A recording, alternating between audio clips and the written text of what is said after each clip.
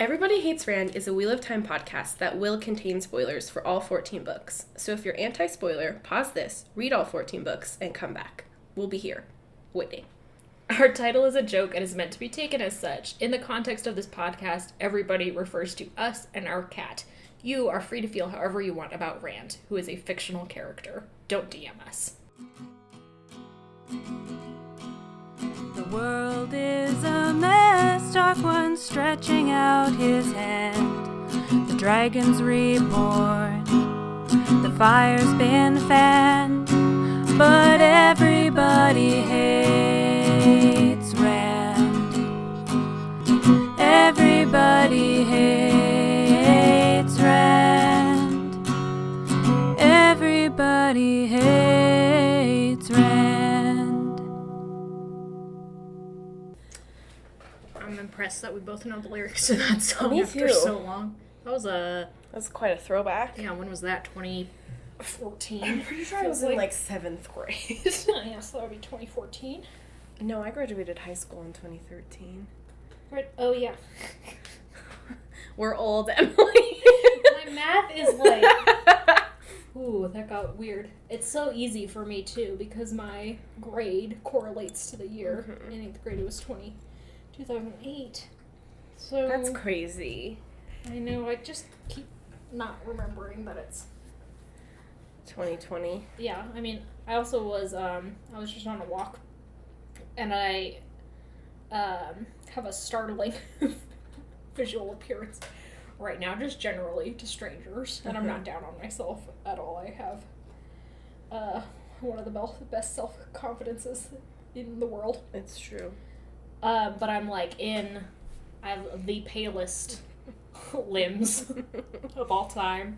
My hair is not in a great spot right now in terms of it's just a little bowl It's on very top of my small. head, Yeah. and the sides are shaved pretty poorly. And I'm wearing my toddler shorts, my green sweatshorts. But like my nephew has like this exact pair of pants, you know, but on him they come down to his ankle. Yes. And I'm wearing like a tank top through which my nipples are clearly visible, and I'm just like, a lot's going on. But I look like that, and I'm on my walk, and like somehow the heat and all of the split level homes that I'm passing and all this combines to vividly flash me back to when I was in high school working at a dry cleaners. Which I know, like, when I mention my various jobs, it sounds like I'm flipping through a Rolodex of weird jobs. No, Emily's had all the weird jobs. No, I don't even think I've mentioned the one where I worked at a snow cone stand with 2 Republican senators' sons. That's That fascinating. was a weird one. Speaking of snow cones, there's a snow cone stand open down that way. Oh, fuck yeah. You I know I love a snow yeah, cone. so it's officially snow cone season. I saw it on my way home yesterday. I know, I love summer, snow cone season, tank top season, all the best. Anyway, one time my car, which was a white Ford Focus manual drive that I did not do well with because stick shift is not particularly easy, and Chris is not a great teacher, no matter what he thinks. One time the battery died, and I did not have a cell phone at that point, but one of my coworkers did. It already locked up. So I called our house repeatedly, but as was typical in that era, my parents did not answer the phone, or were not home to answer the phone, and didn't want to answer their cell phones. Classic. So my coworker had to call one of her friends from high school, like from her fucking high school ballroom dance team, to come bring chargers too. Jumper cables? Yeah, jumper cables too. Jesus. Get my card going. So I don't even remember him, but he was one of those. This was Lehigh High School, where all of the boys wore heavily starched button-up t-shirts and heavily starched jeans with cowboy boots and rode horses in the afternoons. I mean, that's my dream, is to ride horses in the afternoons. Anyway, this story doesn't have any particular point. It's just the atmosphere of the story of me being 16 years old and helpless because my parents were completely unwilling to Yeah. engage. It was weird. One time I got stranded at the snow cone job, Mm-hmm. and I called like 6 times, and finally when I got a hold of them, because they were supposed to pick me up in those days, that was before I could drive, they were like, oh, we were out on the front porch watching the birds. Is that the one and only time your parents have watched birds in their whole Yeah, life? probably. I was like, oh, Tybalt. suddenly you, two sensible, Yeah. rational adults have been taken in by the whimsy of nesting birds. Just in time to abandon your 15-year-old daughter at the local rec center 3 miles away. Tybalt, time to go into exile already. I knew this would happen. Ah! She jumped Through your hands. through my hands. Tybalt's been very bad the past couple of days. I don't really know what's going on with him, but he's having a renaissance of his troublesome I behaviors. feel like we say that Tybalt's being bad every Well, he usually is. episode. And we also don't talk about when he's being good, because it's like he's just being a Because normal that's, cat. what the normal should be. Yeah, but when no. he's being bad, like yesterday, Emily was on the phone with her family for a while, and he jumped on the TV like 18 times. God. I think he thinks in his little warped brain that because we're home more often, he is due much more attention. Mm-hmm. Like, oh, home time equals Tybalt time, which was not even necessarily Yeah. true when we were going to work. Yeah. But he just thinks, well, they're both home. Surely Yeah. someone can get on the ground and play with me. And It's I'm like, no, I'm literally working. nah, homie, I literally only have like 20 minutes a night to do that. Yeah. If that. Yeah. Tybalt constantly like tries to jump in my lap while I'm working, and I'm like, I can't have you here right now. And he's like, but you're just sitting, and this is what I do when you sit down. And I'm like, no. Yeah, but soon you will be biting Yeah. because it's not enough to sit on my lap. Yeah, you have to be constantly maneuvered like clay, or you will start biting. He's the weirdest guy. I know. Anyway, so that was a weird atmospheric cold open. This is Everybody Hates Rant, your friendly neighborhood Wheel of Time podcast. I didn't even say how much I like your shirt. It's so fun. Oh, thanks. Speaking of summer. My friend Brianna introduced me to this brand called Mokuyobi. I think that's how you say it. And they do like really fun prints, and they had a sale going where I bought a jacket from them that I really like. That's really crazy. And it was on sale, so like I could only buy a large, and I was like, that's fine. Yeah. But it is like, and it like fits fine, but I'm a little vertically challenged, as you guys know, so it just looks a little funny, but that's okay. But then I saw this, and I really liked it, even though I don't play basketball. Yeah, it's got like a basketball prints and tank top, little uniform, Yeah. and then basketball shoes and socks, but also like sunglasses. Yeah, and like cactus. Like I think the print is literally called like basketball summer or something. Yeah, it's very. They had one that kind of had sharks on it, and I almost bought it for you, but I didn't know if it was like sharky enough. Not everything's sharky enough. I'll show it to you after this. Every time I hop on Skype with my friends, if there's any shark-related news, or if they've seen A shark? if they've heard tell of a shark, then they're quick to alert me. I just like buying clothes for people so much. I just like good at clothes it. so much. I think clothing is so fun. It is fun. Have you guys heard about the 20-foot shark that they found off Oahu?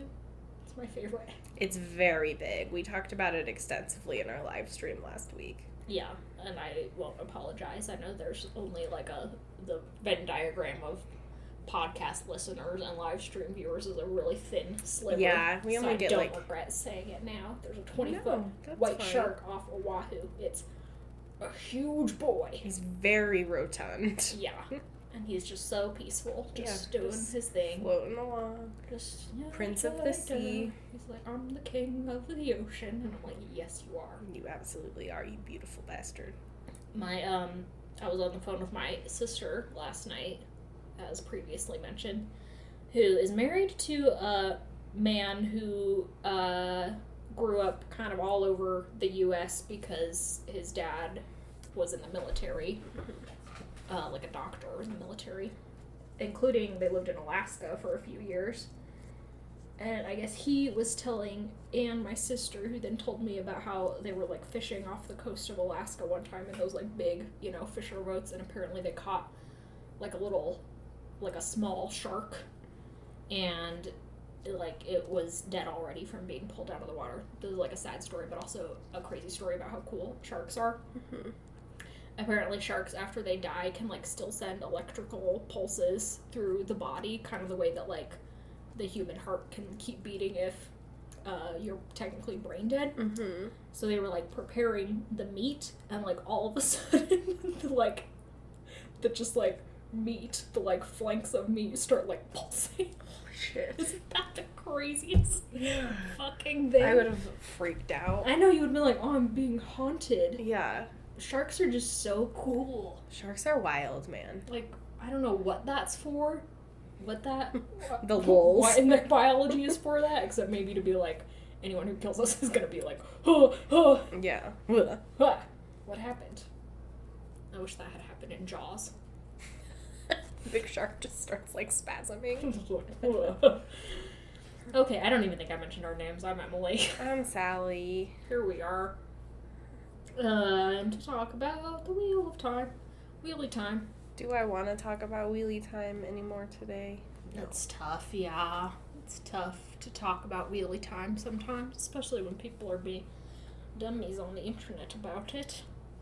People are always being dumb on the internet, though. I mean, yeah, that's true. It's, like, hard to be, like, get on my soapbox here on the podcast, because I feel like most of the people who listen to the podcast are well enough aware that there is no gay representation in the Wheel of Time. Surprise! Fucking hell. But, here is a set of chapters about Egg, and also a lot about Egg's burgeoning sexuality. Yes. And that it sort of morphs into this weird sex dreams thing at the end. Not even sex dreams. I don't want to call it sex dreams. Yeah, they're just sort of like... It's like... Because the dreams are less about sex and more about domesticity, which troubles me. Yeah, of course. Because... Especially because there's a baby. Yeah. So it's always like female sexuality is like a one-way road to childbirth. To baby. Yeah. Yeah. Which is upsetting. But they're just sort of like romantically charged. Chapters? Yeah, that's all. Like in terms of the sex, like I wouldn't call them sex dreams either. Yeah. They're just sort of like, because like Elaida and Egwene are there. And Egg's like, they're so hot. And I'm like, one of them is so hot. Yeah, and these chapters are framed by, like, it starts with Egg going into her tent at the end of this long day's ride. And she has to wait for a little while to go into Teleron Riyadh to meet Nynaeve or Elaine or whoever it is with the wise ones. And so she's, like, reading this little book of stories that Egghienda gave her, which seem to involve primarily... Sorry. You're fine. Heroes of the Horn and their romances. And she is like, and they're supposed to be purportedly they're adventure stories, but really every one of them has like a romance. So it's sort of like this little, Egghienda is a romantic at heart thing. And I'm like, if the queer coding in this text was real, then this would be like Egghienda being like, hey, I think you'll really like this book. I know. It's just so ripe with possibility. Egghienda. What could have been? Egghienda. That's a great celebrity couple name. Egghienda. Yeah, I mean, the alternative is Egwene. So. No. That sounds like a disease. Exactly. Or like a medication. So does Egghienda. Or like an omelet. In a French restaurant, Egghienda. Yeah, so the two chapters are sort of framed by what Egg has just been reading and sort of frequent callbacks to that, which I find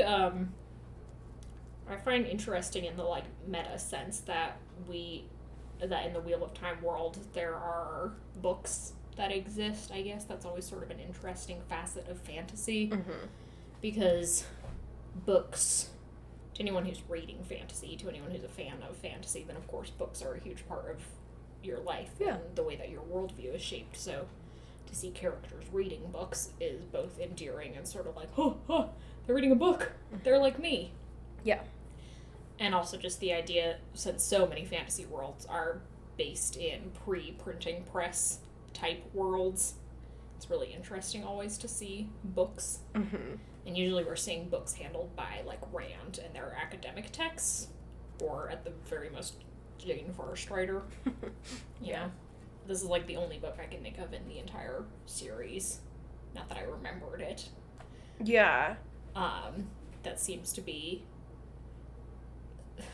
I mean, the genre you'd think is fictional, but then again, it's also talking about real people. Yeah. Who we know are real people, because in the very next chapter we see Brigitte interacting with Elaine. Yeah. And Brigitte will eventually be a character in her own right. Yeah. So... Yeah, again, the Heroes of the Horn occupy, like, the weirdest space in Wheel of Time, because we, like, do not have a real-world equivalent for what they are. There's, like, in our world, the sleeping hero myth. Yeah, like Arthur. Arthur and Glendower and, for some reason it's mostly the British Isles. I don't know what the Brits have with, sleeping. Everyone's just sleeping. Everyone's just so sleepy just here. Snoozing. On our green island, or whatever the fuck it's called.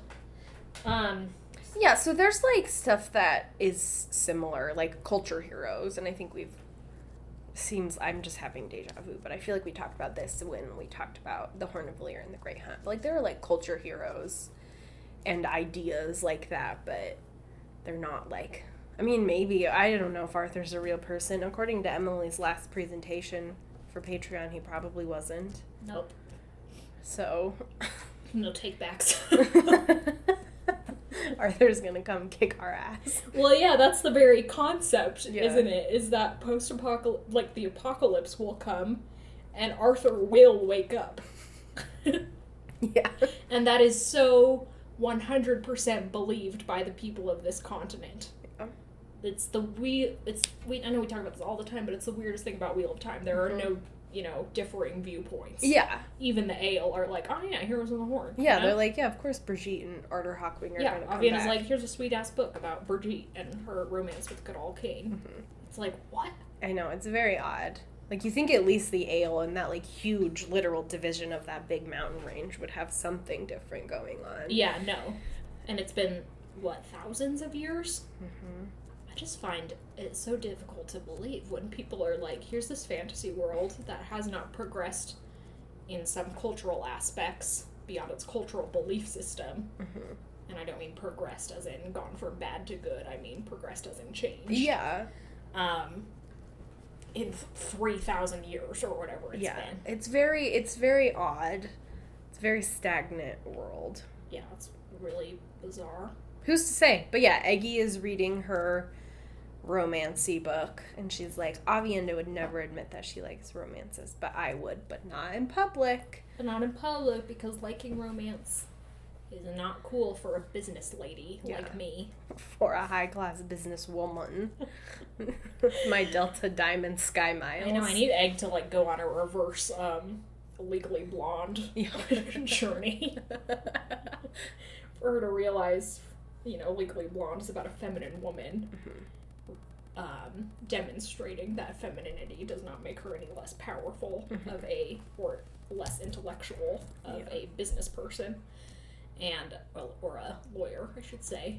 And I need Egg to realize that she can be a business person and be incredibly powerful and also like romance. God, I love Legally Blonde so much. Legally Blonde is like a perfect movie. It's so good. It's so good. I think Gawain, Egg's romance with Gawain is meant to be that. Is meant to be Egg's already been on her journey to becoming the young pope, and now she's going to have a romance with Gawain, and it's yes, she is growing in such a way that she's realized she can have it all. Barf. And I'm like, you can't have it all if the man in the equation, the romance in the equation is Gawain. Yeah. The worst.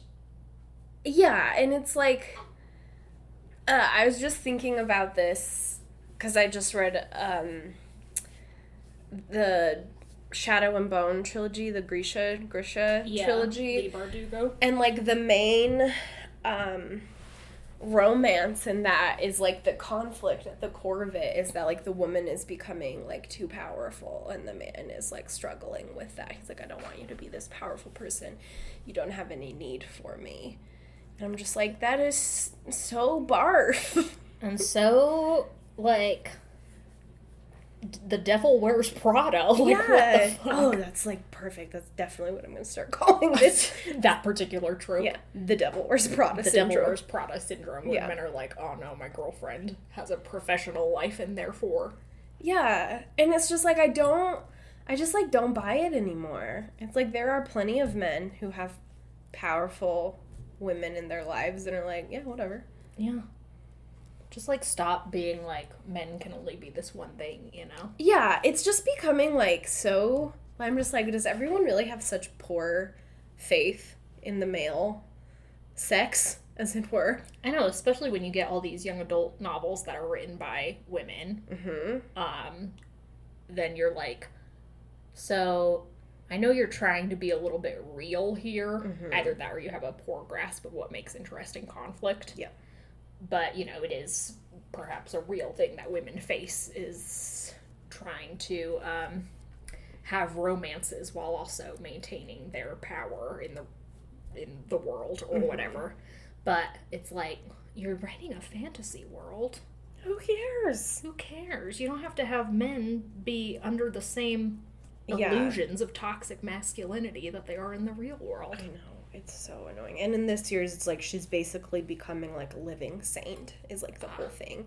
And he, like, has just, like, the weirdest relationship to, like, what it means to, like, have faith in her and be a follower of hers and not her equal. And I'm like, this is gross. Anyway, so yeah, Egg is trapped in the Devil Wears Prada syndrome, where Egwene cannot...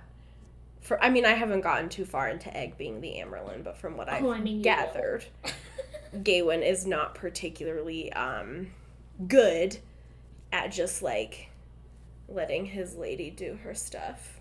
Galen thinks he's entitled to be the hero of the story. Yeah. That's his syndrome.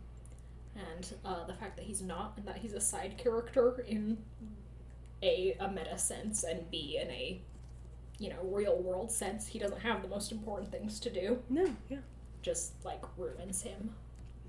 Which you'd think, perhaps if it were done better, would be an interesting commentary on masculinity. But the fact that it's paired with Egg, who's this, like, paragon of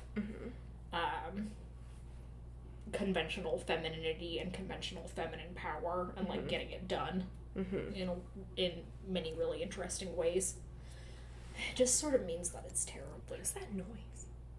I think it's the washer of the people next door. I hate this apartment so much. We talk about that every episode. I just, like, because we've been spending so much time in the apartment lately, it's like everything is just getting on my every nerves. noise. Someone last night at, like, 12:30 was moving furniture upstairs. I was like, shut up! I want to be asleep. Happening? You don't need to be doing this. The people upstairs seem to drop heavy pieces of furniture, like, on the hour. Well, it's so bizarre, because normally, like, during daylight hours, they're pretty chill. Yeah. And then it's like, the night falls. They're turning into werewolves up there. Boys becoming men. Men becoming wolves. Yeah. Werewolf per mitzvah. So, Egg falls asleep reading this book of romance stories, and finds herself in the Stone of Tyr before schedule, and she's kind of like, oh, I can't go back to my body, quote unquote, because I'll just actually fall asleep, and I don't want to leave Nynaeve, which is who she thinks will be coming alone with the Wise Ones, because she's still really worried that Nynaeve's going to rat her out. And, you know, more and more of Egg, every time she thinks of Nynaeve or talks about Nynaeve, is like, I just have to keep her in her place. Yeah, which is a really troubling arc to put both of them on. But I think we talked about that enough last time. But as she's sort of just, like, waiting around, she realizes, oh, actually Elaine's here, and Elaine is talking to this woman, who we know is Brigitte, but this is the first time Egwene is seeing her, and is kind of like, oh my god, I was just reading that, you know, crazy book about Brigitte, so am I just seeing Brigitte? But just then the Wise Ones arrive, and are like, what the fuck? Yeah. Why are you so early? Why'd you come so early? And Egg's like, sorry, I fell asleep. And they're like, it's cool. Happens. It happens to the best of us. We all tired. And when Egwene looks back, Brigitte is gone. And Elaine's there, still. And the wise ones are like, Elaine, you dumbass, stop coming to Teleron Riyadh so fucking early without supervision. And Elaine's like, how dare you? Yeah, I'm the princess of Andor. I'm not the princess of Andor. No one can tell me what to do. Except for the presence of my brother Galad will force me to join the circus. Yeah. Like, Egg has this aside where she's like, I don't really know why Galad showing up would prompt them to take desperate measures like this. Egg is like, I do not get it. No one gets Especially it, because then Egg is like, what they're doing in the circus sounds crazy. I do not understand why Nynaeve is fighting with people. Yeah, she's like, how's the circus? Or, like, where's Nynaeve? And Elaine's like, oh, she had a headache because she legitimately got into a fist fight today. Yeah. Which sounds like it was not, initiated by Nynaeve. No. Some other woman in the circus just decided to fucking fight her. Yeah, because all the, like, acrobats were trying to flirt with Nynaeve. And it's, like, so stupid. It's like, this isn't how people work. Yeah, people. Never in my life. Yeah. Have I seen a woman physically attack another woman for getting male attention? Yeah. That's like Riverdale shit. What are you talking about? It only happens on the CW. Yeah.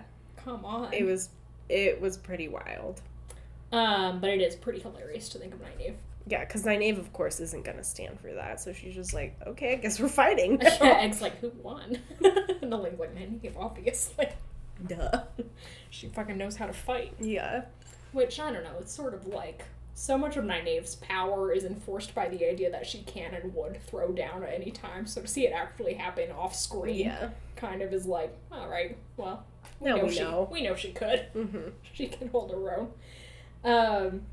God, I hope the series makes Nynaeve just, like, jacked. God, I wish. That would be so good. You could just, like, see her biceps through her dress. She's just, like, huge. And Lana's like, yeah. Yeah, I mean, I think we've talked about this before. I think we've talked about Nynaeve being jacked before. Yeah, because she's just so incredible. She should be jacked. She's just so many incredible things. Sorry, got a fun little tangent there, thinking about women's arms. It happens to the best of us. But once the circus update is done, there's not really much to say between them. The wise ones are like, oh yeah, we're in Kyrian now. Yada yada yada. And everyone's like, okay, great. And Egg sort of passes this little code to Elaine to, like, meet her in their novice rooms at the White Tower. So, the wise ones disappear, and Egg goes to this, like, sort of in-between space in Teleron Riyadh, which I don't believe we've ever visited before. I don't think so. Which she describes as kind of like just fireflies, and the lights are people's dreams. And generally they're indistinguishable from each other, but she's now been taught enough to be able to recognize certain people because she's visited their dreams. So, like, she recognizes a Meeson bear, and she's like, the only reason I'm staying here is because I can see that they're actually dreaming. If they weren't, then I'd be like, oh, snap, go back to my own body, because surely they'd be on the way to drag me by my hair out of bed and put me to work. She recognizes Rand's and Moiraine's dreams, because they're warded. But I think she'll come back to this place later, especially as she mentions the possibility of this learning to communicate to people like Elaine and Nynaeve who are on the other side of the continent without having to set up these elaborate meetings. She'll eventually learn to do that. But she is like, okay, cool, Meeson bear sleep, scouting mission accomplished, and goes to her little novice room. Pokes her head out just as Elaine is poking her head out of the next door room. And they kind of sit together to chat. Again, not a very substantive conversation. No, Egg is like, why are you talking to Brigitte? And Elaine, like, flips. Elaine's like, oh my god. I can't tell you. I can't tell you. It's like that scene in Full Metal Alchemist when Roy Mustang is like, what's going on? And Armstrong is like, I can't speak, or something like that. And Roy Mustang is like, so that means someone higher up in the military ordered you not to talk about it. Therefore, I know that the entire military is corrupt. I know. And you're like, Roy Mustang, you should have known this. Yeah, it's from the a get-go. military. Also, you literally helped them commit genocide. Yeah, they were like, do a genocide. And Roy was like, sure, seems fine. Roy was like, yeah, whatever. Actually, the genocide politics in Fullmetal Alchemist are some of the finest I've ever seen crafted in a show purportedly for teens. Yeah. But... Yeah, they talk about that, and then... Yeah, Elaine's like, you just have to trust me, I can't talk to you about it. And Egg's like, okay, fine, like, I'm not gonna push you on it. Mm-hmm. And then Elaine's like, how's Rand? And her, like, neckline, like, slips down to her belly button. And Egg's like, he's fine, he's being kind of, like, he's giving out laws that, I don't know, it's sort of the usual. Egwene being like, I'm worried that he's becoming too arrogant, and Elaine's like, how dare you speak poorly of the love of my life, who I've spent 1 week with. Yeah, it's been... Obviously, he's just becoming a king, and kings, of course, have to do these things. And Egg is like, okay, whatever. And Egg's like, you're right, a peasant like me would know nothing of the nuances of royalty. How dare I presume to understand. Elaine, 3 books from now or whatever, will be like, how dare Rand take the throne of Andor? I will kill him. Yeah, and we're like, homegirl, you're annoying. You just stop it. But Elaine leaves, and Egg is like, do they say anything else of importance? Oh, no, they just sort of chat about the circus a little bit more. Oh, yeah. About Rand. And... then Elaine leaves, and Egwene teleports up to the Amerlin's office so she can do some snooping. Oh, Elaine is like, oh, by the way, we think Mogadion's after us. Yeah, which is a key piece of information for the end of this chapter. Yeah, seriously. And Egwene's like, oh, okay, well, I guess be careful. And Elaine's like, well, you be careful. And Egwene's like, oh, I'm always careful. Egg is like, I'm good. Egg's like, I'm incredible. You should see me. And Elaine's like, okay, whatever. Like, all you ladies are just... Yeah, talk about the arrogant ones. I know. Like, they're all like, we never need help. And Matt's like, you always need help. I beg to differ. But she goes up to the Amerlin's office to do some snooping. Doesn't really discover anything substantive there either, I think. She's like, oh, here's a plan to recover Nynaeve and Elaine, but she doesn't really get far in it before it disappears. Mm-hmm. Elaida's building an entire palace for herself, which is like always a great sign in a ruler, when they're like, you know what I'm gonna use my funds on? A palace. Living in luxury. Barf. Did you ever see those, like, I don't know what show it was. I think it was on TLC, or maybe it was HGTV, but it was like the Dream Home series. Mm-hmm. And it was like just these massive homes. And I don't even know what the point was. What is the point of such a massive home? Well, I mean, I don't know what the point... I don't remember what the plot of the television show is. All I remember is sitting there in front of the television screen, like, after watching American Idol, when I was in the 7th grade, and then being like, here's this tour of this fucking ski lodge of a house. Yeah. Which is really funny, because then I worked for a year at a resort place where such homes existed. Mm-hmm. And it's like, no one needs it. I know. It's crazy. I literally think the point was just to be like, look at this nice house, which you will never be able to afford. I was like, what? They're always like $3, $4, $5 million homes. Yeah, and it's just like, what? And they're all built for like 20 people, but also there's a guest house. Yeah. And it's like, what? To what end? Yeah. It's like, all I want in life is a 3rd bedroom. I know, right? That's all I aspire to. 3rd bedroom in an apartment I will rent, because I can never afford a home. I know, seriously, home ownership is so far off the scale of what I will ever be able to afford at this rate. Pretty wacky. Welcome to the economy in the United States. I wish I had any money. I wish my sister hadn't set such high standards. My older sister is like, oh yeah, sure, we'll move into a house and have 2 kids. And I'm like, stop being my father's perspective of success. Yeah, that's how my oldest brother is, too. His wife is a highly specialized ICU nurse, and he's a school administrator with, like, a major nice master's, so both of them get paid just, like, buckets of money, and they have this huge house, like, on a lake, 2 beautiful children, a brand new minivan. Seriously. And I'm like, could you stop? Could you stop being such an oldest child for, Yeah. like, a second? Because I need the standards to be lowered a little bit in my case, because it's never happening for me. I'm just going to be living with Sally for the rest of my life. And our 6 cats. Yeah, Gogurt. Gogurt is our next cat, obviously. Listen to We Don't Watch Out.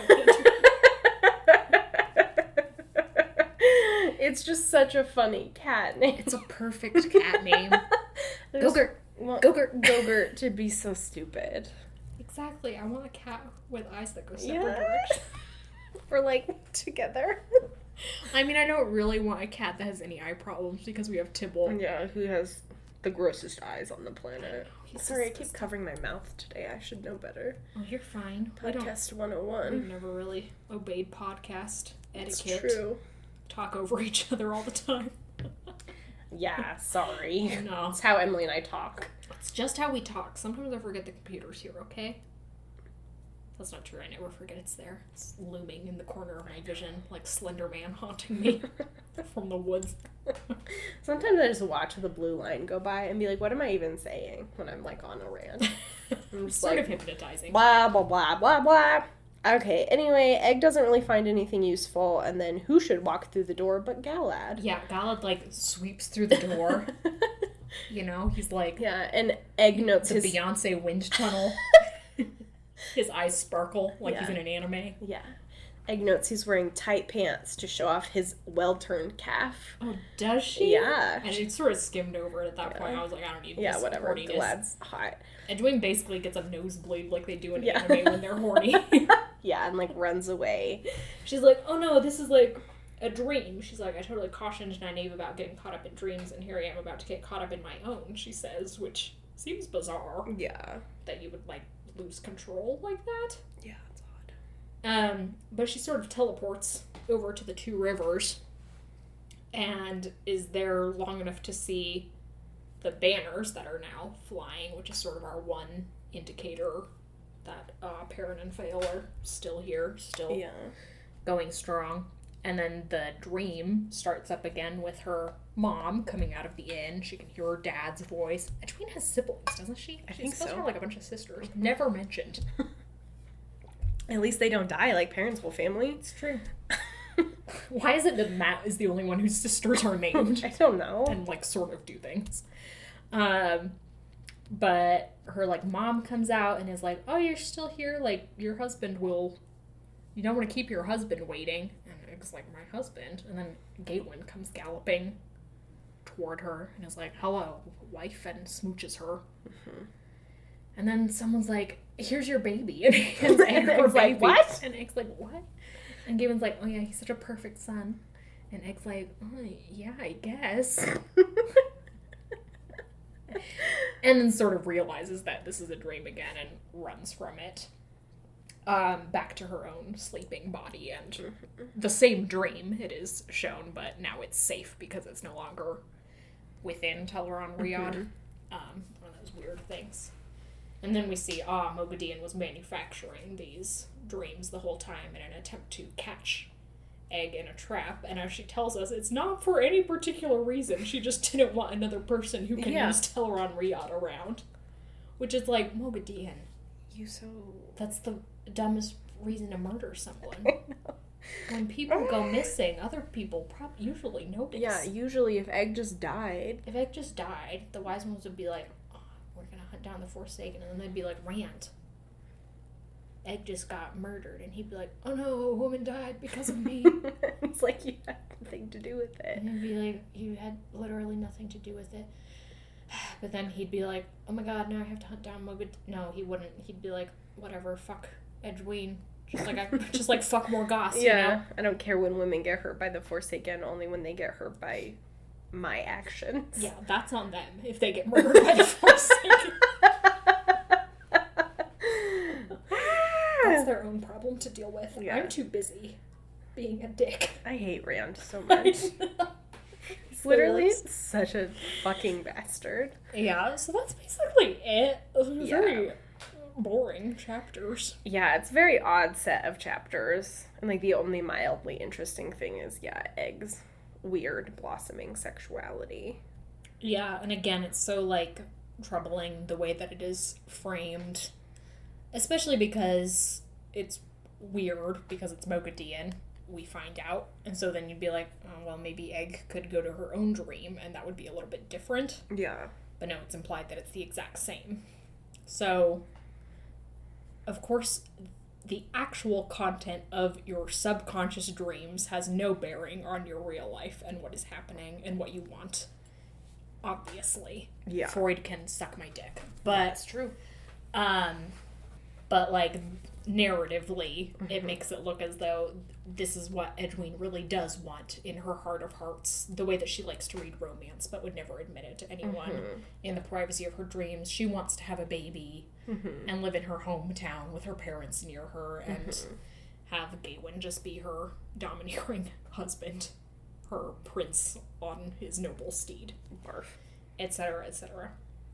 All of which, it's important to note, are not bad things to want. Yeah, of course. You are, like, people are free to want whatever they want. But it is troubling that every woman in Wheel of Time is set up to want these things. We see that in Nynaeve's test for the accepted, when her whole, the thing you want the most that you'll have to leave is Lan and her 3 babies or whatever. We see it with Elaine getting pregnant, Egghienda getting pregnant. It's all just very... Yeah. Yeah. It's the theme of the Fires of Heaven that female desire is very tightly bracketed in terms of, like, patriarchy's available roles for women. Yep. And it's deeply upsetting. And it's also, like, so weird to think about Mogadien being like, I'm going to trap this girl by placing her in this weird dream with Egwene. It's like, she's like, I'm going to construct this weird quasi-sex dream. Like, how much does Mogadien know how much effort is put in by them? Because the last time we saw this happen was when Egwene sort of set that nightmare on Nynaeve. Yeah. And again, that was through Nynaeve's point of view, so we don't really know how much control over it Egwene has, but presumably enough to like, know what's going to happen. And so it's like, does Mogadien even know who Egwene is? Yeah, or she just like got to search in there, pluck out the horniest. Yeah, or is she just like, oh no, let me get my little creepy fingers, my spider fingers in her brain and pull it out. I don't know. It's so many just things so odd. That happened in Teleron Riyadh. Robert Jordan was like, and I just won't ever explain this to you. Fuck off. Lol. Oh, Eggy. Yeah. Anyway, we are officially back in the other side of the desert, the not desert. Yeah, we have now left the Ale Waste for eternity. Never going back there, Robert Jordan says. Yeah. This was my one non-westernized setting, so fuck it. Gonna, just blow it all to dust. Just, phew. So now we're back in fantasy France. Back in fantasy France, which of course is being burned. Yeah, mercilessly burned and looted by the Ale. Couladin. Yeah, so that's a great place to be. And of course, as they are coming into fantasy France, we now have to leave the army to head over to our least favorite set of characters in this book, Swan, Min, Gareth, which I think is where we'll be next time, and then we spend more time in the circus, and then hopefully one day we'll get back to Kyrian. Where the actual driving action of this book is taking where place. the things that make the Fires of Heaven a redeemable book are happening.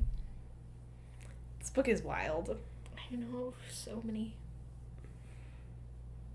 bizarre things happening. Anyway, anything else to add? Not about these 2 chapters. Yeah. They're also really short in terms of Wheel of Time chapters. Yeah. Just not a lot going on. Yeah. Thank you for listening. Thank you to Glenna Mackenzie for our theme song. You can check us out on Twitter, Instagram, Tumblr, or on our Patreon, where we have lots of extra content these days, including we'll be releasing probably by the time you're listening to this, it will have just been released. Our latest installment in an hour or less series. Sally referenced that I talked about King Arthur last time. This time she is talking about motifs and archetypes and themes, things like that, to sort of help us get a little more of a baseline on literary theory before we dive into the deep, murky waters. The deep, murky waters of, like, Foucault and shit. I don't know if we'll ever get to we're Foucault. never talking about Foucault. I hate that guy. But we'll do, like, some other, like, structuralism stuff. I'm trying to keep it stuff that's, like, related to fantasy literature. I mean, all theory is whatever. Listen to it or don't. Foucault doesn't relate to anything. No, Foucault and Derrida, there's, like, a little bit of period in literary theory where they're just saying whatever the fuck they want. They're just like, nothing matters, and what we're saying is that nothing matters, but genuinely nothing matters. And you're like, then what was the point of you saying it? Yeah, then why did you write it out? You didn't have to publish it, my bitch. I know, they're annoying. But we won't talk about that.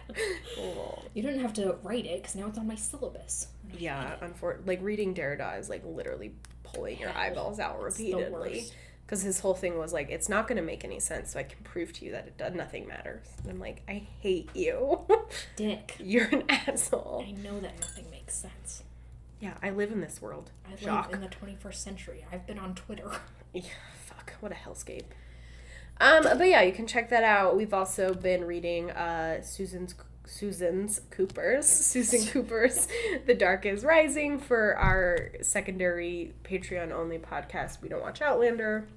So that's been fun. There's also, at this point, a huge log of We Don't Watch Outlander. So if you want, like, more stuff to listen to, there's 2 full years of We Don't Watch Outlander content to just dive right into. And Emily's blog, where she's rereading right now A Memory of Light. I calculated, and it's going to go until 2021, people. Really? Oh, yeah. Yeah. I was going to start my Path of Daggers blogs, but I guess I will wait a little No, while. you should do it. And then just, like, build up a backlog. Because I was like, Emily will be done by, like, August. No, I, like, skimmed through it, and I was like, what I've been doing right now is, like, 2 or 3 points of view per blog. And if I hold to that method, then, yeah, it's another, like, 30 to 35 blogs. A Memory of Light is a crime. I know! It is a crime. So yeah, you can check that out as we get into the final 6 months of Emily's reread of A Memory of Light. I'm gonna drag it out. Not because I want to, but because I'm going to make us all suffer through it. Yeah, and as always, we've got the live stream Fridays, 5:30 Mountain Standard Time. Emily will be playing Wind Waker, and then we might be doing some fun other bonus things in the future. Wink. Wink. Yeah, that's us. Thanks. That's us. Do you have a sign off? I do. Yeah, I get to find out what that mysterious message was. So I have like everybody, I have a group chat with my good friends, most of whom work at the aviary, and then Nathan, who does it, so God bless him for putting up with our shit. And like always, I'm just like, look at this new jacket I bought. Everybody send me pictures of yourself. I love talking about how cute my friends are. It was like a totally normal conversation, and all of a sudden, Gethin sends a picture of just like a decapitated rat head. That's just in one of the bird enclosures because he's working today. And it was like stuck through the holes of the fence, so it was just like a decapitated rat head just like in one of the like little fence grooves. And all of us were like, why are you sending this? Oh my god. And he's like, look at how cool it is. And we were like, no. You can't just know. It just makes me think of the like orc head on a stick and Two Towers. It was so haunting when too. Viggo Mortensen broke his toe. Oh yeah. So anyway, I was like, why are you doing this? Get the Jesus Christ. He's like, it's neat. I was like, no. It's not. It's gross. Disgusting. Anyway, bye. Goodbye. Oh. Goodbye now.